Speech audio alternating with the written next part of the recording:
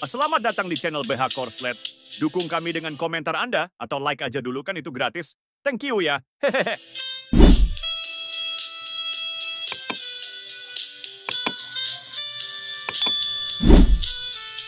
Bab 366. Paman Olsen berhenti sejenak. Lalu dia mendengar suara perkelahian datang dari dalam. Dia mengerutkan kening dan segera mempercepat langkahnya. Mungkinkah seseorang menindas Kira? Namun saat ia memasuki ruang tamu, ia melihat sekelompok orang tergeletak di lantai, dan sosok yang dikenalnya berdiri di sana sambil bertepuk tangan. Keira mengalihkan pandangannya yang penuh penghinaan ke semua orang lalu tertawa dingin. Victoria, Christina, apakah ini semua yang kalian mampu? Victoria melonjak ketakutan, dia tidak menyangka, Kira begitu terampil.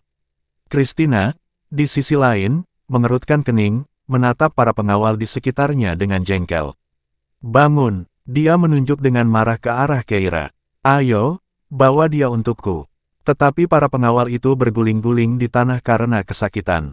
Meskipun mereka tidak mengalami luka yang terlihat, untuk beberapa alasan, tempat-tempat yang dipukul Keira terasa begitu sakit sehingga mereka tidak dapat mengumpulkan kekuatan untuk melawan.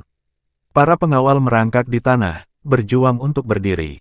Keira bahkan tidak melirik mereka saat dia berjalan menuju Victoria dan Christina. Victoria segera mundur. Christina menatapnya dengan ketakutan. Kira, jangan mendekat lagi, maksudku, jika kau berani memukulku, keluarga Olsen tidak akan membiarkanmu pergi.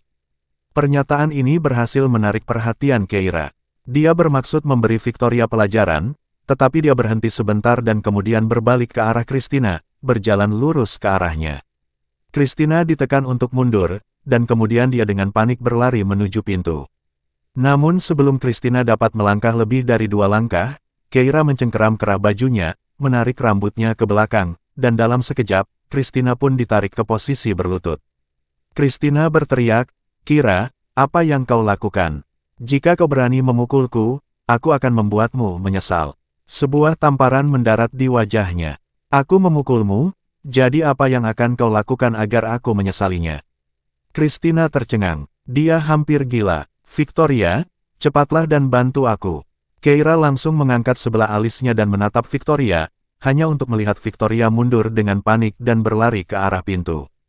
Kakak, tunggu sebentar. Aku akan memanggil seseorang untuk membantumu. Mata Christina terbelalak tak percaya.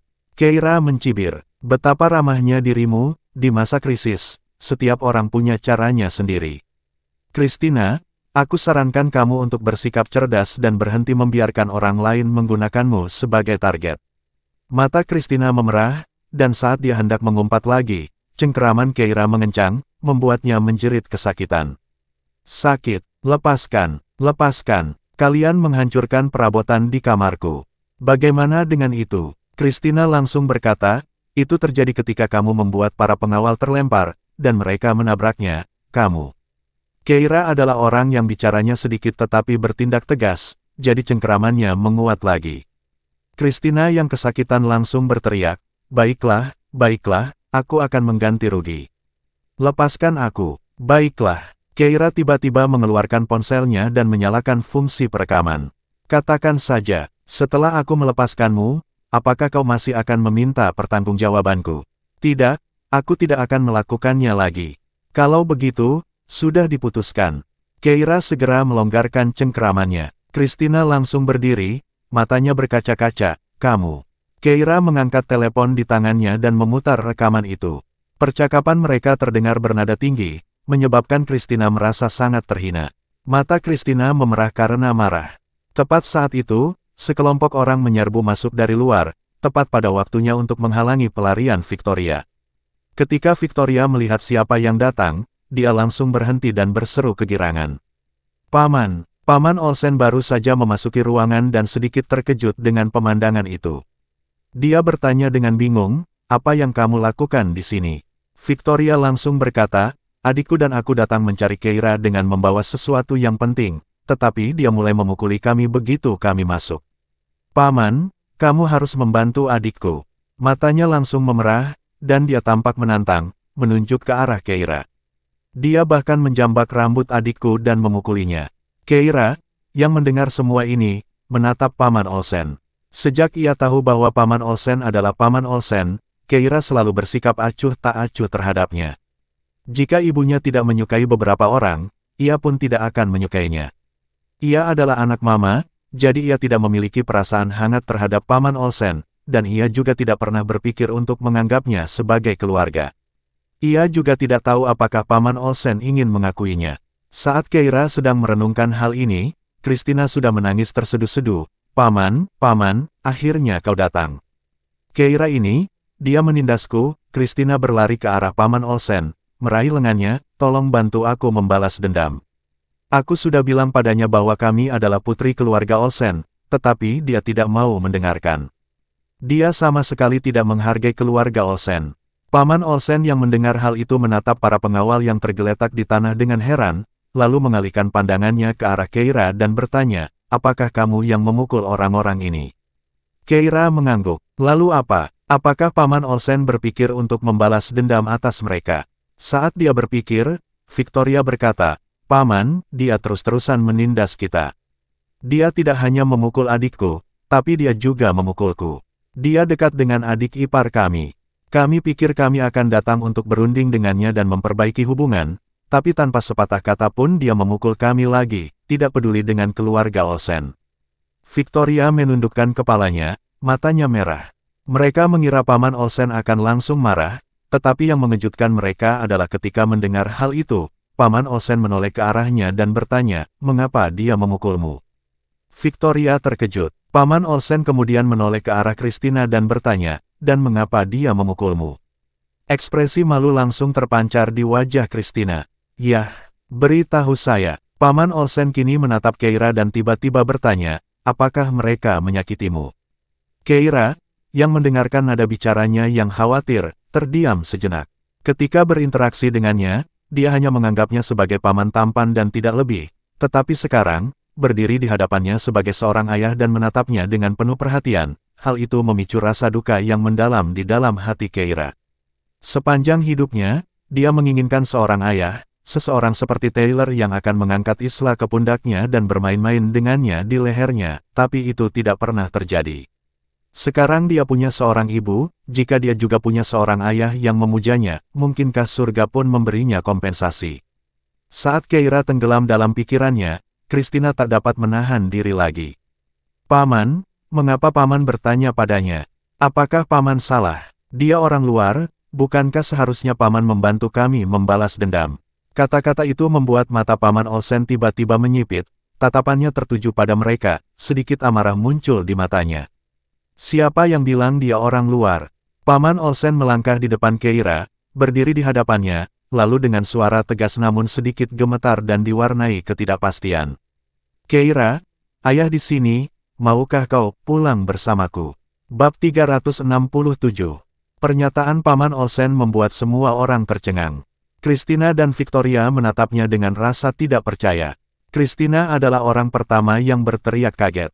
Paman, apa yang kamu bicarakan? Apakah kamu ditipu oleh Kira? Bagaimana dia bisa menjadi putrimu?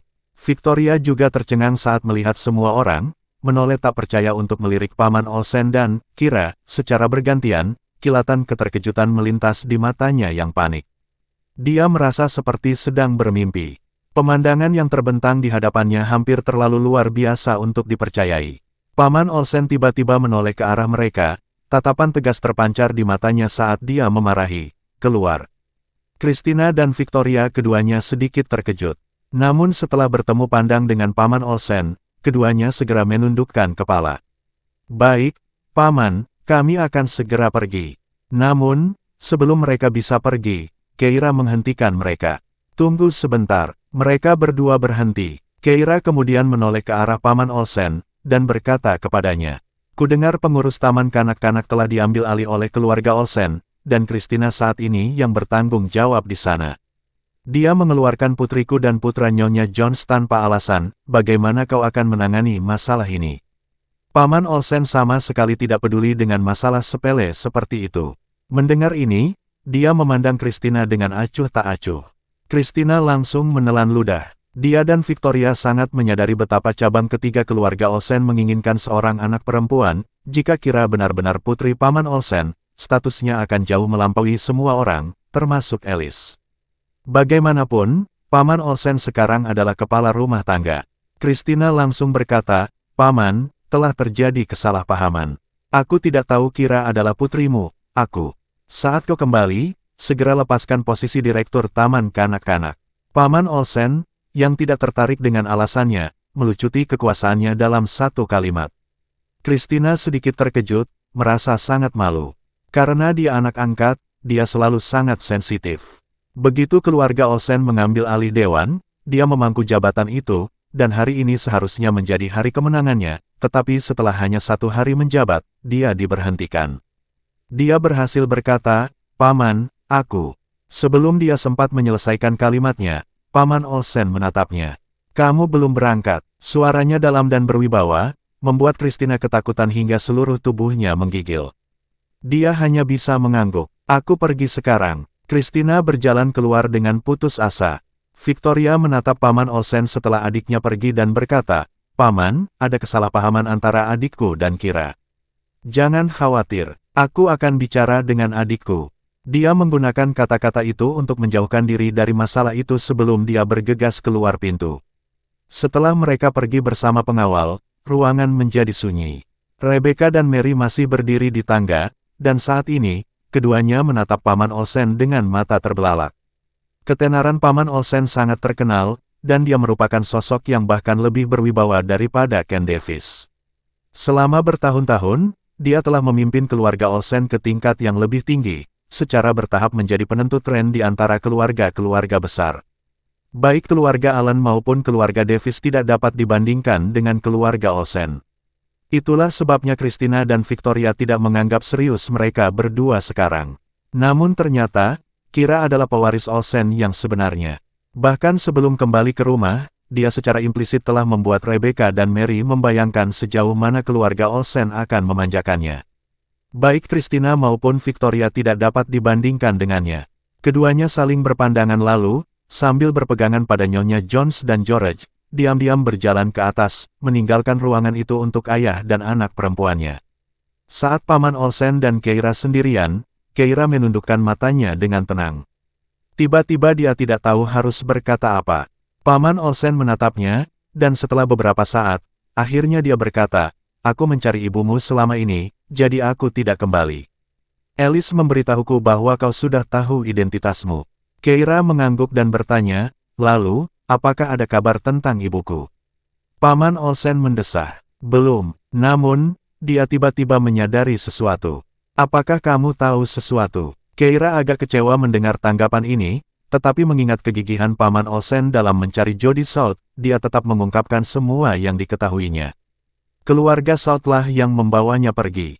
Keluarga Selatan. Paman Olsen mengerutkan kening. Seperti nama keluarga South. Ya, sekarang setelah mereka punya topik untuk dibicarakan, Keira merasa tidak canggung lagi. Ia menunjuk ke sofa, mempersilakan Paman Olsen untuk duduk. Dia lalu menceritakan semua yang diketahuinya tentang asal-usulnya.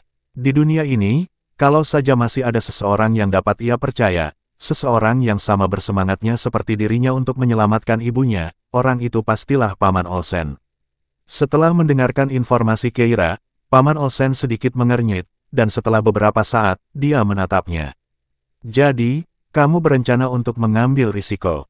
Keira menunduk. "Ya, saya tidak setuju." Paman Olsen menolak rencananya. "Sekarang setelah aku tahu kebenarannya, aku akan menyelamatkan ibumu." Keira tidak membalas dengan marah, tetapi hanya menatapnya dengan tenang. "Kau sudah mencari selama lebih dari sebulan, bukan? Apa kau menemukan petunjuk?" Paman Olsen berhenti sejenak. Keira menatapnya. "Aku tidak selemah yang kau kira. Kalau begitu, sudah beres." Dia berdiri dan menunjuk ke arah pintu, ingin mengatakan sesuatu, tetapi tiba-tiba tidak tahu bagaimana cara menyapa Paman Olsen. Dia berhenti sejenak dan akhirnya berkata, "Kamu harus pulang." Paman Olsen mengerutkan kening dan merasa kesal.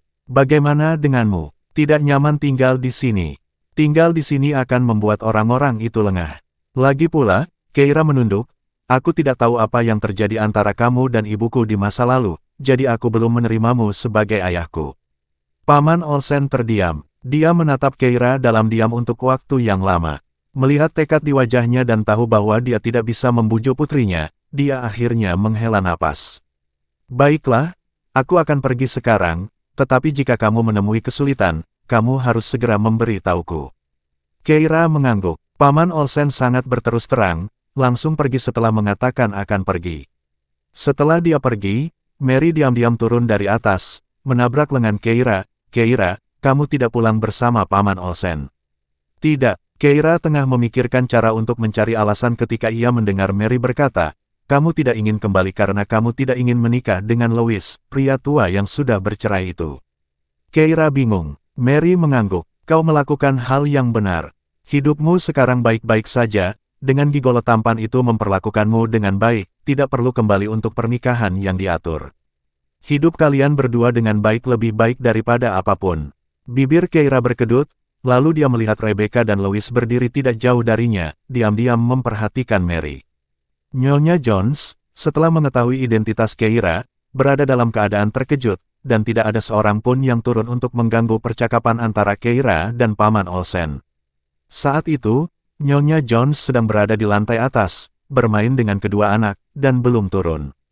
Louis dan Rebecca khawatir tentang Keira, jadi mereka mengikuti Mary turun ke bawah, tetapi mereka tidak menyangka akan mendengar percakapan seperti itu saat mereka mendekat.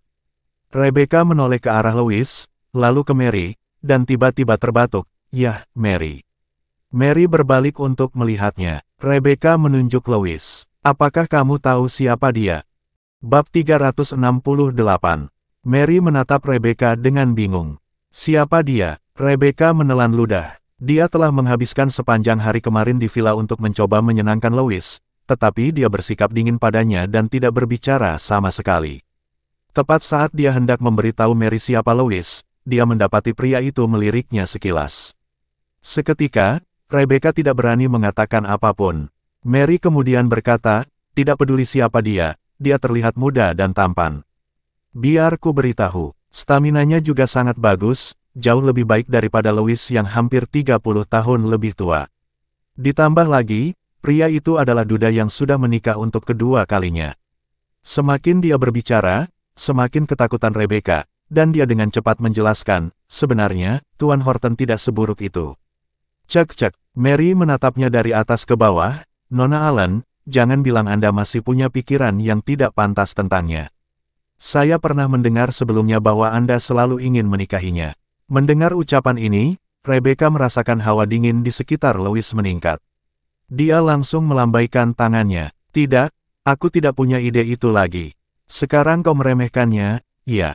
Lagi pula, selama kau punya cukup uang untuk dibelanjakan dan orang tuamu bisa membiayai hidupmu seumur hidup, lebih baik mencari kekasih muda seperti Kira daripada menikah dengan pria yang sudah bercerai dan berpotensi menderita di kemudian hari, bukan?" Rebecca terkejut. Dia berkata, "Tidak, bukan berarti aku memandang rendah dia." Mary bertanya, "Kamu masih menyukainya? Baiklah, kalau begitu pergilah dan bersainglah dengan Victoria.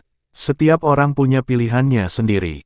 Rebecca terdiam. Sekali lagi, dia melirik Louis dengan hati-hati dan takut, hanya untuk melihat bahwa Louis tampak semakin tidak senang. Louis memegang tangan Keira. "Kamu harus berhati-hati dengan siapa kamu berteman di masa depan." Rebecca merasa dia tidak akan pernah bisa jujur. Saat mereka mengobrol, Nyonya Jones akhirnya turun tangga bersama kedua anak itu. Ia menatap Keira dengan ekspresi gembira. "Nona South, Anda sebenarnya putri Paman Olsen." Tidak heran dia berkata terakhir kali bahwa jika Tuan Jones pergi ke keluarga Horton, kesepakatan itu akan berhasil, sungguh terjadi. Setelah merenung sejenak, Keira berkata, "Ada sesuatu yang ingin aku minta padamu, yaitu merahasiakan identitasku untuk saat ini." Mary sedikit terkejut, teringat apa yang Kira katakan tentang penyelamatan ibunya dan sikapnya yang tertutup sejak kecil. Dia tidak bertanya apa-apa lagi. Namun, Rebecca langsung merasa cemas. "Ada apa? Paman Olsen tidak mau mengakuimu dan mengantarmu pulang. Kalau begitu, lupakan saja rumah itu." Nyonya Jones juga menatapnya dengan cemas. Melihat semua orang salah paham, Keira hanya tersenyum tipis. "Tidak, hanya saja aku masih punya beberapa hal yang harus kulakukan, dan identitas itu akan menghalangiku. Selama mereka menginginkanmu kembali, tak ada yang perlu dikhawatirkan." Rebecca menepuk dadanya. Mary menertawakannya. Kau terlalu memikirkannya. Dengan Christina dan Victoria di keluarga Olsen, bagaimana mungkin mereka tidak menginginkan Kira, putri mereka yang berharga. Setelah mengatakan ini, dia menatap Keira. Kami tidak akan memberitahu, dan mungkin kamu sudah menjelaskannya kepada Paman Olsen, tetapi aku tidak bisa menjamin apa yang akan dilakukan Christina dan Victoria. Keira tidak khawatir tentang mereka dan hanya tersenyum. Menurutmu apakah mereka akan memberitahu siapapun? Mary berpikir sejenak dan sampai pada suatu kesimpulan, tentu saja tidak. Selama putri kandung keluarga Olsen tidak ada di rumah, mereka tetap bisa menjadi putri terhormat keluarga Olsen. Namun, jika putri kandungnya kembali, kedua putri angkatnya akan kehilangan kedudukan mereka. Menyadari hal ini, Mary menyeringai. Namun, Nyonya Jones tampak ragu-ragu, dan dia menatap Keira tanpa berbicara. Keira mengerti apa yang dimaksudnya dan langsung berdiri. Keluarga Olsen telah mempercayakan jabatan direktur taman kanak-kanak itu kepadaku. Aku akan membawamu kembali sekarang dan membatalkan pengunduran diri George. Nyonya Jones langsung senang. Ia tidak menyangka Keira begitu tanggap dan langsung mengerti maksudnya. Ia bermaksud membicarakan hal ini sekarang, khawatir jika Keira menolak mengakui bantuannya, ia tidak akan bisa mengatur sekolah untuk anak itu. Rasa terima kasih tampak di matanya. Hebat, Rebecca dan Mary tinggal di rumah untuk menemani Amy, sementara anggota kelompok lainnya meninggalkan rumah dengan Louis yang bertindak sebagai sopir Keira. Nyonya Jones memiliki mobilnya sendiri. Kedua mobil itu melaju satu demi satu menuju taman kanak-kanak. Tepat saat mereka meninggalkan garasi bawah tanah villa, Louis berhenti sejenak dan melirik ke kaca spion. Di tempat yang tidak mencolok di kejauhan, 3 mobil terparkir. Sebuah bayangan melintas di matanya, dan setelah beberapa saat merenung, ia menoleh ke belakang tepat pada saat Keira bertanya, apakah itu Paman Olsen? Louis mengangguk, sepertinya begitu. Setelah mengatakan ini, dia melirik Keira lagi dan berkata dengan acuh tak acuh, Paman Olsen tampak sangat mendominasi dan otoriter, tetapi sebenarnya, dia cukup saleh. Dia memiliki kasih sayang yang kuat untuk ibumu dan tetap tidak menikah selama bertahun-tahun karena dia. Ngomong-ngomong, Louis tertawa kecil sambil menambahkan, tahukah kau mengapa awalnya aku pergi ke keluarga Olsen atas nama keluarga Horton untuk mengusulkan pernikahan bagi Jake? Keira sempat tenggelam dalam pikirannya saat mendengar hal ini. Saat itu, ia dipaksa oleh Poppy dan Taylor untuk menikah secara diam-diam, hanya untuk mengetahui di gedung pengadilan bahwa ia telah menikah dengan Louis. Jika mengingat kembali kejadian ini sekarang, semuanya tampak hampir tidak nyata. Saat itu, ia menjalani kehidupan yang menyesakkan bersama keluarga Olsen, ditindas dan dicuci otak oleh Poppy, berjuang untuk kebebasan, dan bekerja keras di berbagai pekerjaan. Secara bertahap, ia mendirikan perusahaan kurirnya sendiri, bisnis perbaikan, dan bahkan kemudian mengembangkan sumber energi baru, menjadi Nora, dan kemudian. Mungkin karena kurangnya rasa aman sejak kecil, saat itu ia terobsesi untuk mendapatkan lebih banyak uang, ingin membeli rumah sendiri di berbagai pelosok negeri. Daripada selamanya tinggal di bawah atap orang lain, terutama di ruang bawah tanah keluarga Olsen yang gelap itu. Meskipun hidup terasa sulit saat itu, namun kehidupan itu memuaskan. Namun, kehidupan seperti itu hanya berlangsung selama 2 bulan sebelum hancur. Keluarga selatan yang misterius, kakaknya, yang muncul entah dari mana, meninggal karena dia, tampaknya seolah-olah jaring jahat yang disebut konspirasi tiba-tiba turun dari langit, menjeratnya dengan kuat. Dia ingin melepaskan diri tetapi tidak tahu harus mulai dari mana. Ia hanya bisa membiarkan segala sesuatunya berjalan sebagaimana mestinya, merasakan ketidakberdayaan yang mendalam. Ketika merenungkan kehidupan masa lalunya, ia tiba-tiba menemukan kesederhanaan hari-hari itu lebih menarik. Terhanyut dalam kenangannya, Louis terus menjelaskan, Paman Olsen lah yang mengirim saya. Selama bertahun-tahun, keluarga Horton telah membantu bisnis keluarga Olsen, semua itu berkat perhatian Paman Olsen. Dia tahu bahwa jika keluarga Olsen mencoba membantu, ibu mertua saya tidak akan pernah menerimanya. Ibu mertua, wajah Keira terasa hangat. Melihat bahwa dia tidak bereaksi dengan jijik, Louis melanjutkan. Ketika ibu mertua saya jatuh sakit, Paman Olsen bergegas ke Oceanion semalaman. Itu menunjukkan bahwa dia selalu mengkhawatirkannya.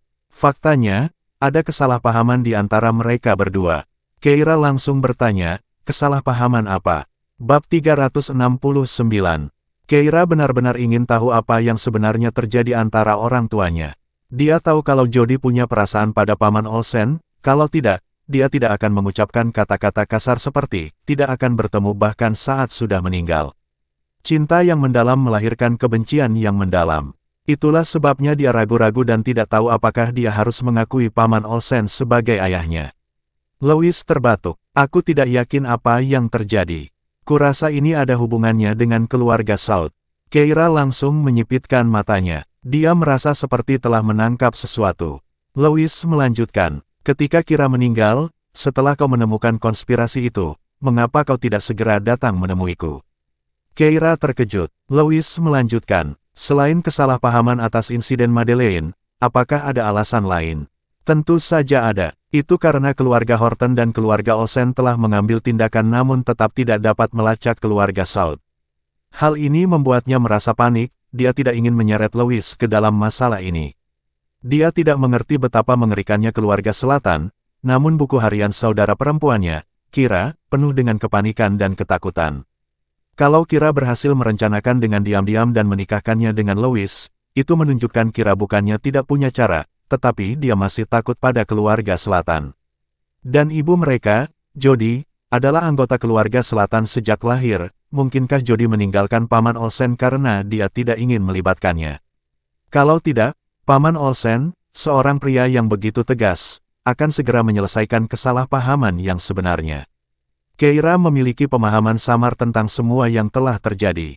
Jody pasti menuntut untuk tidak bertemu satu sama lain bahkan saat sudah meninggal, karena dia tidak ingin melibatkan Paman Olsen. Jika dia benar-benar tidak mencintainya, bagaimana dia bisa punya anak?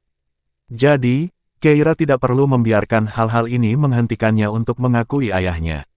Dia melihat melalui kaca spion dan melirik lagi ke kendaraan yang mengikuti mereka dari kejauhan.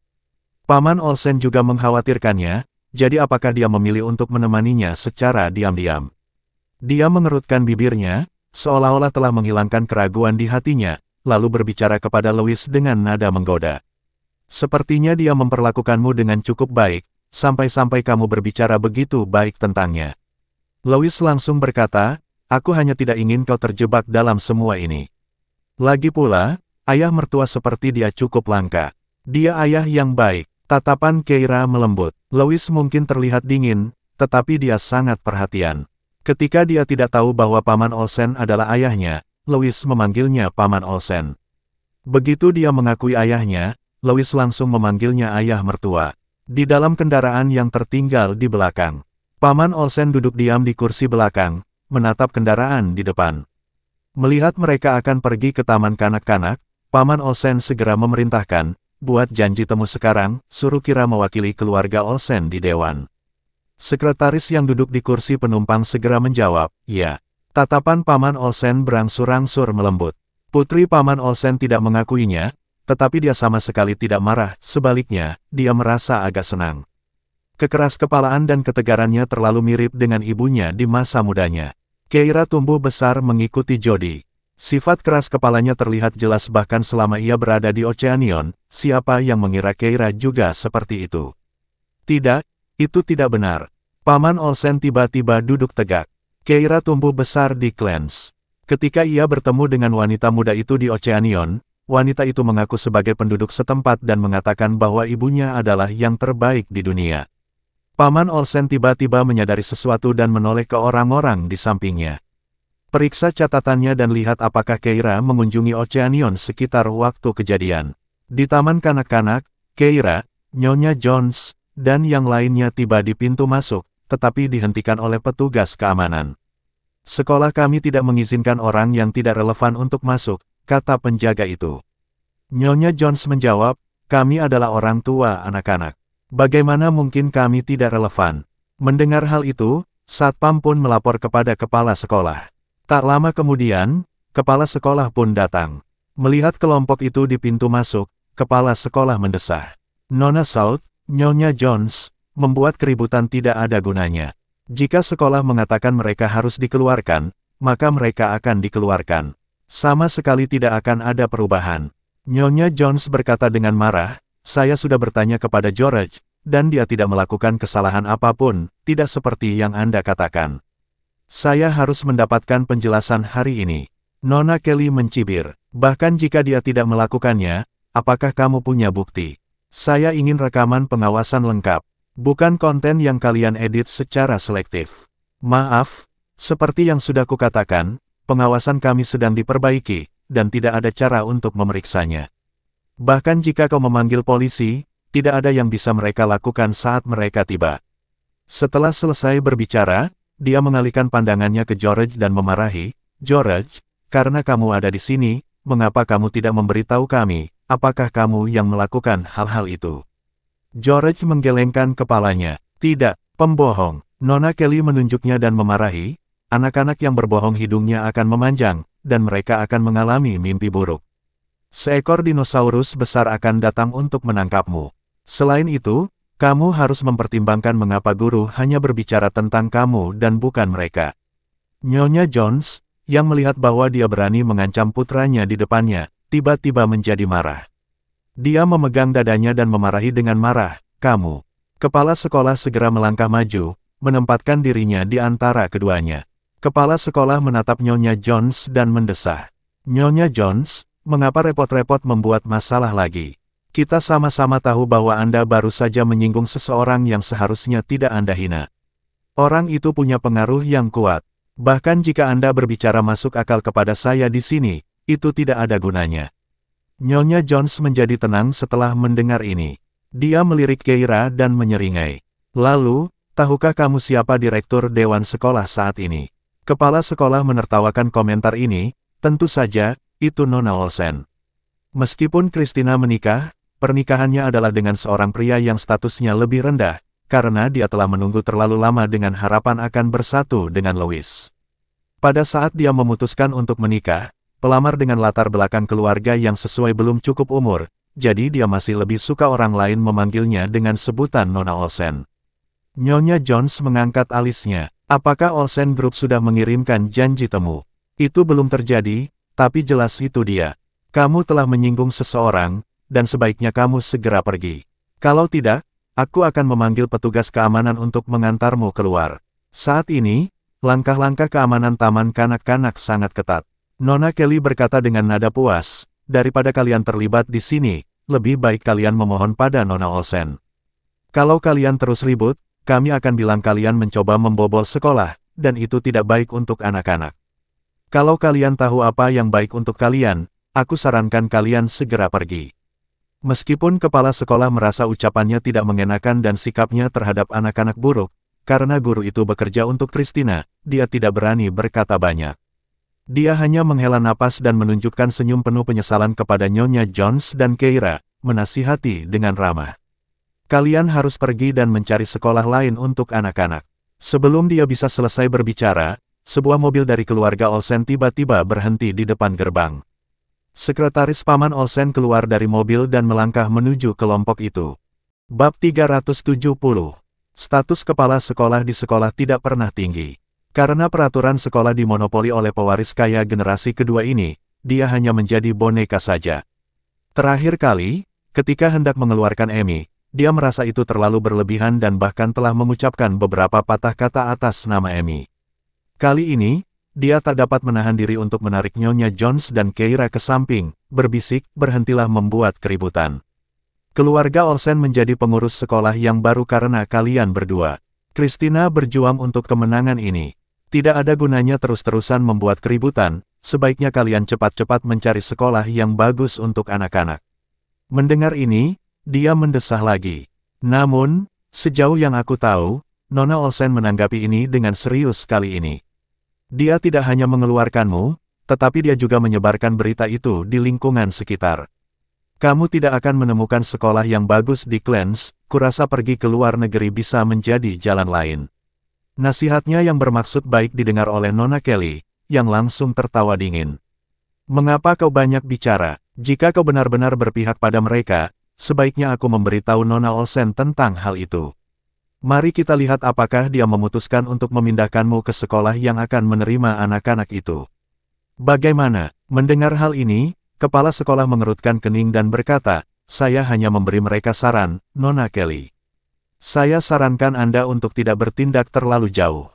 Anda harus tahu kapan harus berhenti. Apapun yang terjadi, Anda tidak boleh melampiaskan kemarahan Anda kepada anak-anak. Mereka tidak bersalah. Tidak bersalah. Orang tua mereka telah menyinggung Nona Olsen, jadi mereka tidak bersalah. Kepala sekolah tidak tahan lagi untuk mendengarkan. Sudah cukup. Lagi pula, secara tegas, Christina belum menjadi wali amanat. Saat ini dia tidak memiliki kewenangan untuk mengeluarkan siswa manapun. Sambil menyilangkan tangan, Nona Kelly tampak seperti penjahat dengan sikapnya yang arogan. Lihat, surat keputusan pengangkatan dari keluarga Olsen telah tiba. Nona Olsen akan segera menduduki jabatannya. Setelah berkata demikian, dia mengangguk ke arah lain. Mengikuti pandangannya, semua orang menoleh untuk melihat sekretaris Paman Olsen dan tiba-tiba tercengang. Kepala sekolah tersenyum pahit, sambil memandang ke arah Nyonya Jones dan Keira. Dia mendesah dan kembali menatap Nona Kelly. Aku tidak tahan lagi. Pertama, kau mengeluarkan Amy, dan setelah itu, Brandon. Apa selanjutnya? Apakah putra Christina akan menjadi tiran di sekolah? Ini tidak baik untuk anak-anak. Aku harus bicara tentang masalah ini.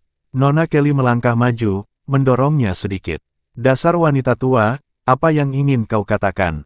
Katakan saja, aku akan menelepon Nona Christina sekarang juga dan membiarkanmu mengatakan apapun yang kau inginkan. Itu akan sempurna, begitu kau dipecat, aku bahkan mungkin akan mendapat promosi jabatan. Kepala sekolah itu berkata dengan dada naik turun karena marah, kamu aib bagi semua guru. Bagaimana mungkin profesi guru memiliki orang sepertimu yang hanya peduli dengan naik jabatan? Kamu sama sekali mengabaikan prinsip paling dasar dalam menjadi manusia. Prinsip paling dasar, dalam menghadapi kekuasaan absolut, semua itu tidak ada gunanya. Dasar orang tua, kamu sudah bertahun-tahun berkecimpung di dunia pendidikan anak usia dini, dan memang kamu sudah baik kepada anak-anak, tapi apa hasilnya? Nona Kelly melangkah maju, menatap langsung ke arahnya. Beberapa tahun yang lalu, Anda berkesempatan untuk dipromosikan dan dipindah tugaskan, bukan? Namun karena Anda tidak tahu bagaimana menyenangkan Nona Olsen, Anda terjebak di sini, memonopoli posisi kepala sekolah dan menghalangi kami semua untuk maju. Sebaiknya Anda membicarakannya dengan Nona Olsen, lalu pergi dan biarkan saya mencoba menjadi kepala sekolah. Nyonya Jones mengerutkan kening. Nona Kelly, Anda harus punya hati nurani. Kalau Anda terus begini, Anda akan menghancurkan diri sendiri. Nona Kelly berbicara sambil melipat tangan. Apakah aku akan tersambar petir? Apakah menurutmu ini drama televisi? Kamu berasal dari keluarga kaya. Tidakkah kamu mengerti? Kebaikan dan kejahatan tidak selalu mendapatkan balasan yang setimpal di dunia ini. Dagunya sedikit terangkat saat dia menoleh ke arah Nyonya Jones dan Keira. Kalian berdua sebaiknya berlutut dan memohon Nona Olsen untuk tenang. Mungkin dia akan meninggalkan jalan keluar untuk anak-anak kalian. Keira mencibir pelan. Apa? Tuan belum bicara, dan anjingnya sudah menggonggong. Mendengar hal ini, Nona Kelly menjadi marah. Siapa yang kau panggil anjing? Siapapun yang berbicara lebih dulu. Kamu. Nona Kelly menunjuknya dengan geram, lalu menoleh ke George. George, kau lihat itu. Ingat, kalau kau tidak bisa bersekolah di masa depan, itu semua karena orang ini. Dialah yang menyinggung perasaanku. George menatap kosong ke arah Keira, lalu ke Nyonya Jones, sebelum akhirnya bersandar ke pelukan Nyonya Jones. Nyonya Jones berkata dengan marah, mengapa kamu tiba-tiba mengganggu anak itu lagi? Seorang guru sepertimu tidak lebih dari sekadar aib bagi kesopanan. Satu apel busuk merusak seluruh tong. Nona Kelly mengangkat dagunya. Meskipun begitu, aku tetap di sini. Dan kau hanya bisa mengemis agar anakmu bisa masuk sekolah bagus. Dia mendengus dan menoleh ke kepala sekolah. Dan aku akan mengingatmu. Kau membantu mereka berdua, dan aku pasti akan memberitahu Nona Olsen. Kepala sekolah menarik napas dalam-dalam. Silakan saja katakan padanya, saya sudah lama ingin mengundurkan diri. Saya sudah selesai dengan pekerjaan ini. Air mata mengalir di matanya. Ketika pertama kali menekuni profesi ini, ia melakukannya karena cinta sejatinya kepada anak-anak. Selama bertahun-tahun, ia berusaha keras menjadi guru yang baik, ingin mendidik setiap siswa dengan baik. Namun mimpi buruknya dimulai 3 tahun lalu ketika putra Christina mendaftar. Karena putra Christina kelebihan berat badan, yang tidak baik untuk perkembangan fisiknya, ia mencoba sedikit mengendalikan pola makannya. Namun, setelah si kecil pulang dan menangis, Christina langsung menyerbu sekolah dan memenuhi kelas dengan makanan ringan. Anak-anak yang terbiasa makan makanan ringan sepanjang waktu, tidak lagi menikmati makanan mereka. Ia ingin campur tangan, tetapi setelah membicarakannya beberapa kali, Christina memarahinya, menyuruhnya untuk mengurusi urusannya sendiri. Kemudian, putranya menjadi pengganggu di sekolah, yang menyebabkan anak-anak lain menyiksa yang lebih lemah. Banyak anak yang telah diganggu. Namun begitu orang tuanya menyadari bahwa itu adalah perbuatan keluarga Olsen, mereka hanya bisa membujuk anak-anak mereka untuk menenangkan si pengganggu, sehingga membuatnya semakin berani. Memang tidak ada seorang pun yang dapat melawan uang. Keluarga Olsen kini menjadi anggota dewan direksi, dan Christina menjadi semakin tidak terkendali. Amy dan George adalah anak-anak yang baik, tetapi ia mengeluarkan mereka begitu saja. Mendengar perkataan kepala sekolah, Nona Kelly tiba-tiba tertawa. Kau akan mengundurkan diri. Nona Olsen tidak akan memberimu kesempatan itu. Kau pasti akan dipecat. Keira tertawa sinis setelah mendengar ini. Saya sebenarnya menawarkan Anda kesempatan untuk mengundurkan diri. Apakah Anda akan menerimanya? Nona Kelly tampak tertegun sejenak, lalu tertawa. Omong kosong macam apa yang kau bicarakan di sini? Memberiku kesempatan. Keputusan pengangkatan Nona Olsen sudah tiba. Kesempatan apa yang bisa kau berikan padaku? Jika seseorang tidak tahu lebih baik, mereka mungkin mengira kau adalah direktur dewan kami. Belum sempat dia selesai bicara, sekretaris Paman Olsen, yang sudah muak dengan tontonan dan keangkuhan Nona Kelly, angkat bicara, ya, memang begitu. Bab 371. Begitu kata-kata itu diucapkan, kepala sekolah dan Nona Kelly tercengang. Keduanya serentak memandang ke arah sekretaris Paman Olsen, menatapnya dengan bingung. Nona Kelly bertanya dengan heran, apa yang kamu katakan? Ku bilang, itu dia. Sekretaris Paman Olsen menyerahkan dokumen pengangkatan kepada kepala sekolah. Mulai sekarang, Nona Kira akan mengambil peran sebagai direktur Dewan Taman Kanak-Kanak. Ada masalah dengan itu. Kepala sekolah juga tercengang. Dia membuka dokumen pengangkatan dan melihat nama yang tertulis di bagian perekrutan. Memang, namanya Kira Saud. Dia menatap Keira dengan tidak percaya. Nona Kelly berteriak, ini tidak mungkin. Bagaimana mungkin keluarga Olsen menunjuk orang lain? Bukankah seharusnya posisi itu dipegang oleh Nona Christina? Mengapa mereka memilih orang luar?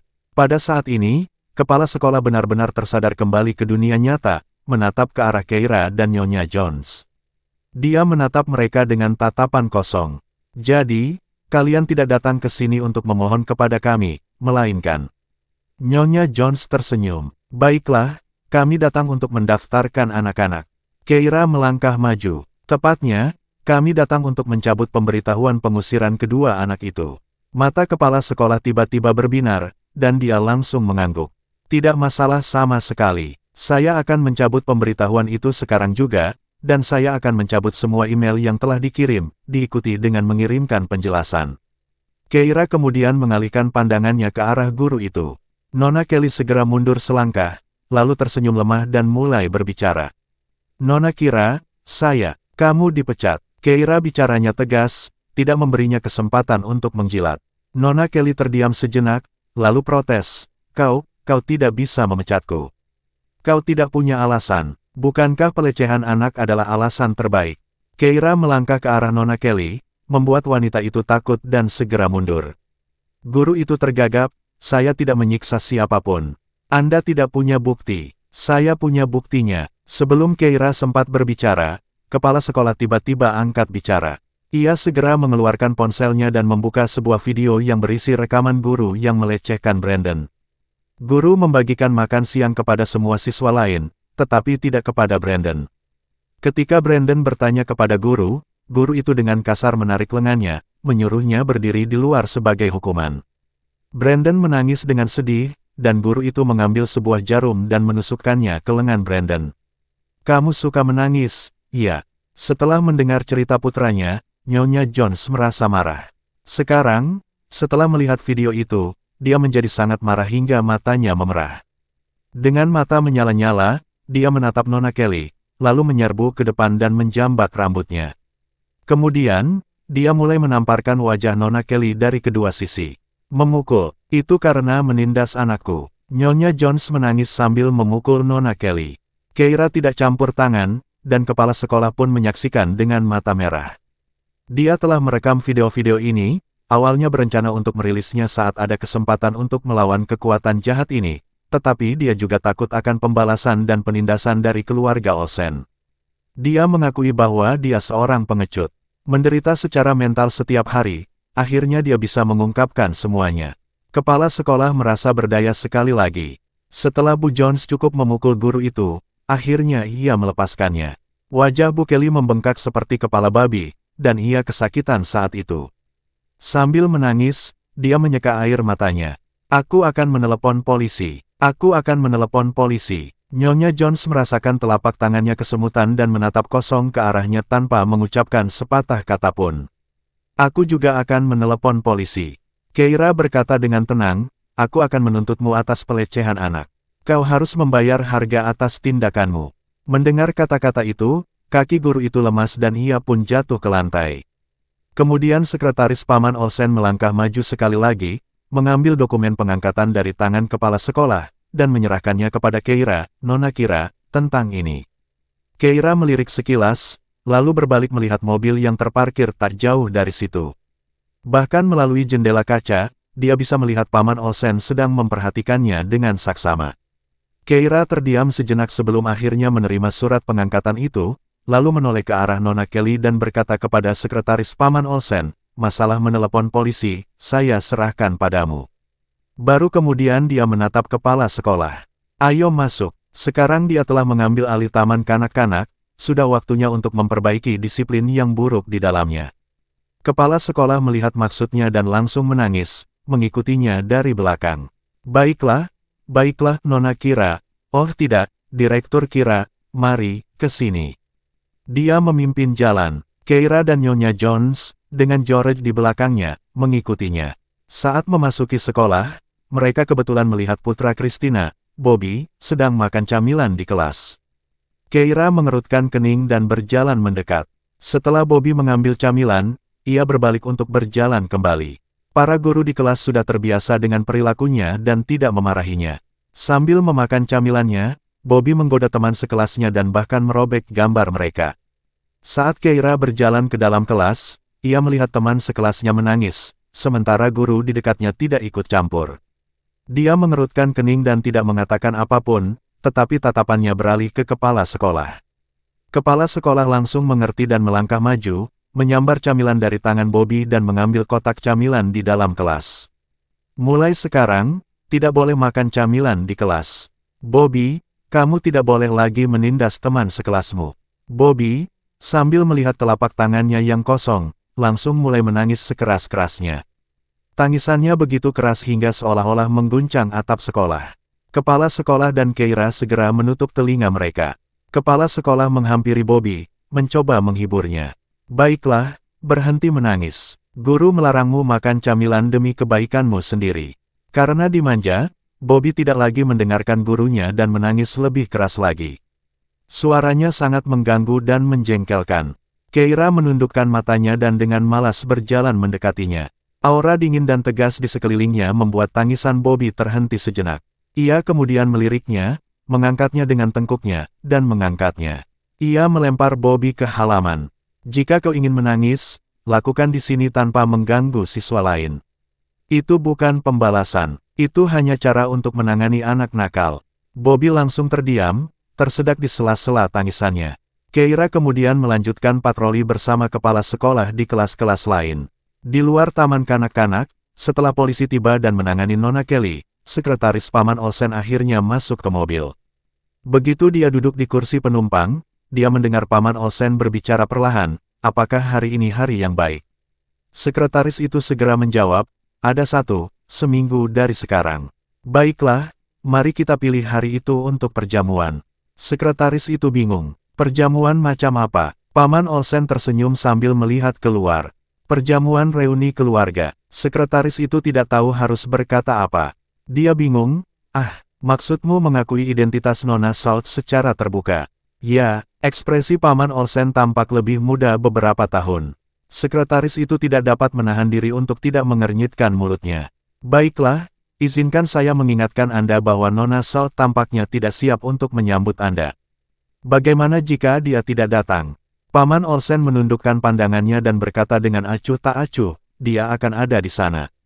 Sekretaris itu bingung. Kenapa? Karena dia baru saja mengakuiku. Sekretaris itu bingung. Paman Olsen tidak berkata apa-apa lagi tetapi hanya tersenyum penuh arti. Mengingat sifat Keira, dengan menerima surat pengangkatan tersebut, dia telah mengakuinya sebagai ayahnya. Karena itu, dia tidak akan membiarkan Keira merasa malu di acara pengakuan keluarga. Dia pasti akan hadir. Bab 372.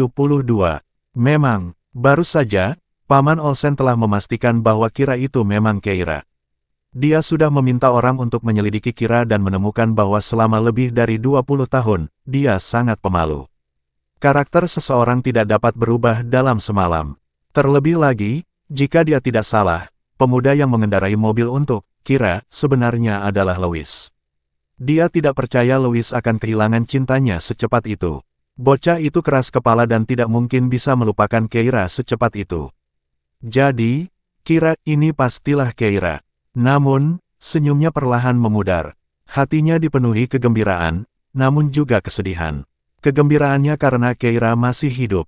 Kesedihannya adalah karena jika Keira masih hidup, maka yang telah meninggal pastilah Kira yang sebenarnya. Bagaimanapun juga, dia adalah putri kandungnya. Paman Olsen menunduk dan berkata lembut, ayo pulang. Mereka masih harus menemukan cara untuk menemukan Jody South. Mobil itu segera kembali ke rumah keluarga Olsen. Di rumah besar Olsen, Victoria dan Christina menggigil di kamar mereka. Christina mulai cemas. Victoria, menurutmu Kira benar-benar putri Paman Olsen? Kalau dia kembali, apakah akan ada tempat untuk kita di sini? Victoria bahkan lebih kesal lagi. Jangan bicara lagi. Bahkan jika dia kembali, kita tetap anak angkat keluarga Olsen. Tempat kita aman. Hanya saja status kita mungkin akan menurun. Karena tidak mempunyai anak perempuan biologis dalam keluarga, mereka adalah wanita istimewa. Dengan kehadiran Kira, mereka langsung menjadi biasa dan tidak dihargai. Saat ini, mereka diperlakukan seperti putri dan lebih dimanja daripada pewaris sejati seperti Rebecca dan gadis-gadis keluarga Davis, tetapi jika Kira kembali. Victoria mengepalkan tangannya dan tiba-tiba berkata, keluarga Horton dan Olsen masih memiliki aliansi pernikahan. Pikiran ini tampaknya memberi Christina pilar kekuatan. Benar, keluarga Horton dan Olsen memiliki aliansi pernikahan, dan satu-satunya orang dalam keluarga yang tidak menikah adalah kamu. Meskipun Kira bercerai, dia memiliki seorang anak, dan keluarga Horton jelas tidak akan menerimanya. Victoria, aku akan mengandalkanmu di masa depan. Victoria menarik tangannya, sambil menatap jijik pada si bodoh di hadapannya. Ketika mereka akhirnya mendengar suara mobil di lantai bawah, Christina langsung memberi isyarat kepada Victoria dengan tangannya. Set, keduanya membuka pintu dan diam-diam pergi ke koridor sambil melihat ke lantai bawah. Memang, Alice sudah pergi untuk menyambut orang itu. Paman, bagaimana? Apakah Anda akan mengumumkan kepada publik bahwa Kira adalah putri kandung Anda dan sepupu saya? Paman Olsen menggelengkan kepalanya, belum. Lagi pula, pestanya baru akan diadakan seminggu kemudian. Namun percakapan ini membuat dua orang di atas merasa lega. Christina berbisik, pasti karena hal-hal memalukan yang telah dilakukan Kira. Paman takut membawanya kembali dan kehilangan muka, kan? Victoria punya pemikiran yang sama. Bagaimanapun juga, seorang wanita bercerai dengan membawa seorang anak, akan terdengar mengerikan jika tersiar kabar bahwa keluarga Olsen memiliki anak perempuan seperti itu. Tak seorang pun yang mau menikahinya. Sekalipun Paman Olsen memuja putri ini, dia tidak akan mengakuinya dan menjadikan keluarga Olsen sebagai bahan tertawaan Clans, paling-paling, dia akan memberinya sedikit kompensasi. Ketika mereka sedang berpikir, mereka mendengar Paman Olsen berkata, apakah bocah Horton itu sudah datang ke Clans? Alice segera menjawab, dia sudah lama di sini. Kenapa, Paman? Apakah Anda berpikir untuk menghidupkan kembali aliansi pernikahan antara keluarga Horton dan Olsen? Haruskah aliansi ini dilanjutkan? Mendengar ini, Paman Olsen akhirnya tersenyum. Ya, tentu saja. Keira dan Louis seharusnya menjadi pasangan yang sempurna, bukan? Apalagi yang bisa dilanjutkan? Itu sudah menjadi kesepakatan. Namun, Alice salah paham bahwa Paman Olsen mendukung pernikahan antara Keira dan Louis, jadi dia mengangguk. Baiklah, kalau begitu aku akan terus mendorong masalah ini. Ketika dua perusahaan besar terlibat dalam aliansi pernikahan, hal itu perlu dipublikasikan. Aliansi pernikahan antara konglomerat besar bersifat komersial. Mengumumkan berita ini tidak hanya akan menguntungkan keluarga Olsen tetapi juga keluarga Horton, yang baru saja memasuki pasar Clans. Terlebih lagi, komentar ini telah menyebar ke seluruh Clans. Kedua keluarga belum menanggapi, dan sekarang ketika mereka akan menanggapi, itu sama saja dengan membangun momentum terlebih dahulu. Sembari berbincang-bincang, mereka berjalan berdampingan menuju ruang belajar di sebelahnya. Tiba-tiba, Paman Olsen berkata, "Tadi malam adalah malam pernikahanmu. Mengapa kamu tidak ada di rumah? Kemana kamu pergi?" Alice berhenti sebentar. Paman Olsen bertanya lagi, "Bagaimana dengan istrimu?" Alice berhenti sekali lagi. Dia segera mengganti topik pembicaraan. "Paman, Anda sudah meninggalkan Clans selama sebulan, dan ada banyak hal di perusahaan yang perlu saya laporkan kepada Anda. Jangan repot-repot, kamu bisa mengambil keputusan. Aku sudah tua, dan cepat atau lambat perusahaan akan diserahkan kepadamu. Bawa istrimu pulang sekarang juga." Alice ragu-ragu. Paman Olsen menunduk saat menepuk bahu Alice. "Alice, kamu masih muda, dan kamu tidak mengerti. Hargai semua yang kamu miliki. Bersama adalah takdir." Langkah Alice sedikit goyah. Tetapi Paman Olsen memasuki ruang kerja sendirian tanpa melihat ke arah Alice. Alice mengerutkan bibirnya, lalu mendesah pelan dan berbalik untuk meninggalkan rumah. Sungguh tidak dapat diterima bahwa Mary menghilang dari rumah pada hari kedua pernikahan mereka. Saham Olsen Group tidak boleh berfluktuasi karena dia. Baru setelah Alice pergi, Christina dan Victoria akhirnya berbaikan. Christina tersenyum manis pada Victoria. "Victoria, kau dengar itu? Aliansi pernikahan antara keluarga Horton dan Olsen masih berlangsung, sudah diputuskan. Begitu kau menjadi Nyonya Horton, kau tidak perlu khawatir lagi menjadi anak angkat keluarga Olsen." Bibir Victoria melengkung ke atas sambil tersenyum. Christina pun menghela napas lega. Dengan dukungan Victoria di masa depan, ia tidak akan menjalani kehidupan yang menyedihkan seperti ini. Tepat saat dia memikirkan hal ini, teleponnya tiba-tiba berdering. Dia mengangkatnya, dan suara guru TK terdengar. "Halo, apakah ini orang tua Bobby?" Christina langsung berkata, "Ya, itu aku. Silakan datang ke taman kanak-kanak segera." Jari Christina mengepal. "Apa maksudmu? Siapa yang memintamu meneleponku?" Panggilan itu seakan disambar sebelum dia sempat menyelesaikan ucapannya, saat suara tenang Keira terdengar. "Ini aku. Kemarilah sekarang juga. Kira, apa yang kau lakukan pada anakku?" Christina berteriak kaget. "Apakah kau mencoba membalas dendam padaku karena kebencianmu? Jangan bertindak terlalu jauh. Aku bukan seseorang yang bisa kau ganggu. Aku akan pergi." Setelah meneriakkan kata-kata itu, mata Christina memerah. Ia menoleh ke Victoria. "Victoria, aku mau ke taman kanak-kanak." Victoria mengangguk. Christina adalah ibu Bobby dan khawatir tentang putranya. Dia langsung pergi ke taman kanak-kanak. Begitu dia masuk, dia melihat Bobby berdiri di halaman sebagai hukuman, menangis sekeras-kerasnya hingga seluruh tubuhnya gemetar. Keira berkata, "Kau datang tepat waktu. Bawa dia dan segera pergi." Bab 373. Begitu Keira mengucapkan kata-kata itu, suara Christina berubah menjadi teriakan melengking, menyela Keira. "Kira, apa yang kamu lakukan? Apapun yang terjadi, anak-anak tidak bersalah." Mendengar kata-kata ini, Keira menyipitkan matanya. Christina segera bergegas ke sisi Bobby. Bobby kemudian melingkarkan lengannya di pinggangnya. "Mereka tidak mengizinkanku makan atau merobek foto, mereka menyuruhku berdiri di sana. Ibu, pukul dia demi aku."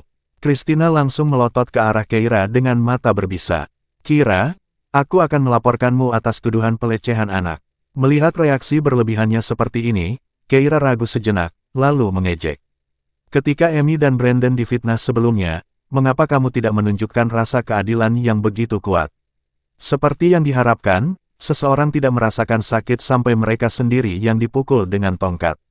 Anda." Mata Christina berkaca-kaca. "Dasar penyihir berbisa." Keira mengangkat bahu. "Terserah kau mau bilang apa, tapi tidak sepertimu. Aku punya prinsip. Aku memanggilmu untuk menyarankan agar kau membawa putramu ke rumah sakit untuk pemeriksaan." Mendengar kata-kata itu, mata Christina semakin terbelalak. "Apa yang telah kau lakukan pada anakku?" Dia segera mulai memeriksa Bobby, mulai dari kepala. Nak, di mana yang sakit? Apa guru memukulmu? Bobby yang merasa tidak nyaman dibolak-balikkan ke sana kemari, menggeliat dan berteriak. Tidak, benarkah? Apa mereka tidak mengizinkanmu bicara? Christina melotot ke kepala sekolah. Apa kau menggunakan semacam trik jahat pada Bobby? Aku tahu kalian bisa menyiksa anak-anak dan kemudian mencuci otak mereka. Dia benar-benar panik. Mendengar hal ini, kepala sekolah mencibir. Jangan khawatir, aku tidak sekejam kamu. Christina terkejut. Keira lalu berkata, ada yang tidak beres dengannya. Aku curiga dia mungkin punya masalah dengan otaknya. Kamu harus segera membawanya ke rumah sakit untuk memeriksanya. Ketika Christina mendengar ini, dia tertawa terbahak-bahak. Menurutku otakmu yang bermasalah. Kira, kalau kamu mau balas dendam, katakan saja terus terang. Tidak perlu bertele-tele, aku kalah dalam kompetisi, dan aku terima hasilnya. Bukannya aku tidak bisa menerima kekalahan. Aku akan menyekolahkan anakku di luar negeri saja. Jika kau ingin mengeluarkannya, setidaknya berikan alasan yang lebih baik. Alasanmu itu tidak masuk akal dan menggelikan. Ini hanya taman kanak-kanak yang buruk, kan? Jika kau tidak menginginkan kami di sini, kami akan pergi. Christina berkata demikian, lalu meraih tangan Bobby. Nak, ayo berangkat. Bobby mengikutinya di belakangnya. Melihat hal ini, Keira melangkah maju beberapa langkah dan berkata dengan lembut, Christina, aku bukan orang suci atau orang baik yang buta. Hanya saja putramu baru berusia 5 tahun, dan aku tidak tega melihatnya mengalami kejang, itulah sebabnya aku memberikan saran itu. Sebaiknya kau bawa dia ke rumah sakit. Aku menduga dia memiliki tumor di otaknya, itulah sebabnya dia tidak bisa mengendalikan makannya dan memiliki temperamen yang kasar. Kamu yang punya temperamen yang kasar. Anakku gemuk dan makan banyak karena pencernaannya lancar. Lihat, dia sehat sekali. Tidak seperti Emimu yang kurus kering. Aku sudah pernah mendengarnya. Dia dianiaya oleh ibu mertuamu, kan? Kamu bahkan tidak bisa mengurus anakmu sendiri, tapi kamu punya waktu untuk menyalahkan anakku. Christina sama sekali tidak tahu terima kasih dan mengira Keira sedang mengejeknya, jadi dia melanjutkan. Sekarang setelah kamu menjadi direktur, kamu pikir kamu begitu hebat. Aku tidak akan membiarkan anakku diperlakukan buruk di sini. Keira menyipitkan matanya, merasa bahwa Christina benar-benar tidak tahu apa yang baik untuknya. Namun saat ia melihat Bobby, ia merasa nyawa manusia sedang dipertaruhkan, jadi ia menambahkan, kau tidak harus percaya padaku, tetapi jika ia mulai muntah, kau harus menganggapnya serius. Christina mencibir, muntah, anakku tidak pernah bisa makan dengan cukup. Bagaimana mungkin dia bisa muntah? Percayalah, aku tidak akan membiarkanmu lolos begitu saja setelah mengeluarkan anakku dengan mudah. Tiba-tiba dia melangkah maju, mendekati Keira. Apa kau pikir kau begitu hebat hanya karena kau putri paman ketigaku? Biar ku beritahu, dia tidak pernah bermaksud mengakuimu sebagai putrinya karena reputasimu yang ternoda. Pekerjaan ini mungkin hanya untuk memberimu kompensasi. Kau tinggal saja di sini dan mainkan peranmu sebagai direktur taman kanak-kanak, aku tidak suka itu. Ambillah. Dia berdiri dan melangkah mundur. Sedangkan aku akan tetap menjadi putri angkat yang dimanja oleh keluarga Olsen dan 100 kali lebih baik darimu. Setelah berkata demikian, dia berbalik, memegang tangan putranya, dan pergi. Keira memperhatikan mereka pergi tetapi tidak mengatakan apa-apa lagi. Kepala sekolah mengerutkan kening. Direktur Kira, apakah kita benar-benar akan membiarkan mereka pergi? Keira mencibir, aku hanya bilang aku bukan orang suci. Aku sudah lebih dari baik dan benar untuk memperingatkannya setelah bagaimana dia memperlakukan Emi. Percaya atau tidak, itu terserah padanya. Kepala sekolah mendesah. Baiklah kalau begitu. Christina membawa Bobby keluar dari sekolah, semakin marah semakin dia memikirkannya. Dia langsung pulang ke rumah sambil membawa anaknya. Begitu sampai di pintu depan, mereka disambut oleh ibu mertua dan suaminya. Melihat Bobby, ibu mertuanya langsung berseru kaget, kenapa kalian membawanya pulang jam segini? Christina hendak mengatakan sesuatu ketika Bobby mulai menangis. Ada guru-guru jahat di sekolah yang suka menindasku. Hal ini membuat neneknya cemas. Apa yang terjadi? Christina, bukankah kamu direkturnya? Bagaimana Bobby bisa diganggu? Ketika Christina mendengar ini, matanya berkedip. Dia mengerutkan kening dan tertawa dingin. Aku tidak tahu trik apa yang digunakan Kira, tetapi dia telah merayu paman ketigaku. Dia mengangkatnya sebagai direktur sekolah, dan sekarang dia mengeluarkan Bobby untuk membalas dendam padaku. Wajah ibu mertuanya langsung menjadi gelap. Bagaimana mereka bisa melakukan ini? Bagaimanapun, dia anakmu. Aku tidak akan membiarkan ini terjadi. Aku akan menghadapi mereka. Kita tidak bisa menelan ketidakadilan ini begitu saja. Apa alasan mereka mengusir cucuku? Christina, yang menganggap apa yang dikatakan Kira menggelikan, berkata, dia benar-benar mengatakan Bobby memiliki tumor di otaknya dan menyuruhku membawanya ke rumah sakit. Bu, bukankah itu menggelikan?